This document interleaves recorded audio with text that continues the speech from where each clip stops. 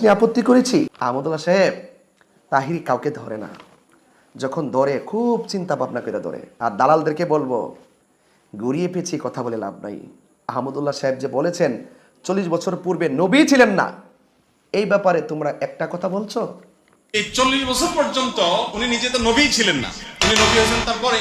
তাহলে 40 বছর পর্যন্ত নবী হওয়ার আগে তার ধর্ম কি ছিল?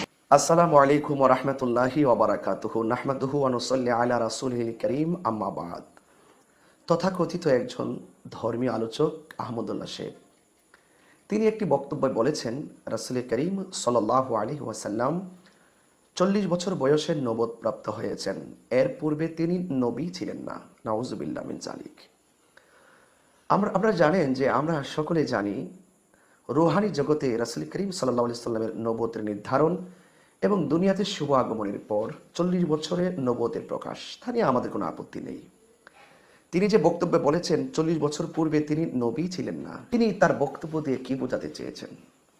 আমি সেটার দলিল চেয়েছি যে আহমদুল্লাহ সাহেব যে বলছেন 40 বছর বয়সের নবীর নবুয়তের প্রকাশের পূর্বে আমাদের নবীজি নবী ছিলেন না, তাহলে বলুন তিনি কি ছিলেন? আমি বারবার জানতে চেয়েছি, কিন্তু তিনি নীরবতা অবলম্বন করে মনে হয় ওনার বক্তব্যের উপরেই তিনি ইস্তেকামাত রয়েছেন। তো দিন যত যেতে থাকে আমরা তত বেশি মর্মাহত হতে থাকি। যার মাধ্যমে আমরা ধর্ম পেয়েছি, যার মাধ্যমে আমরা কোরআন পেয়েছি, সেই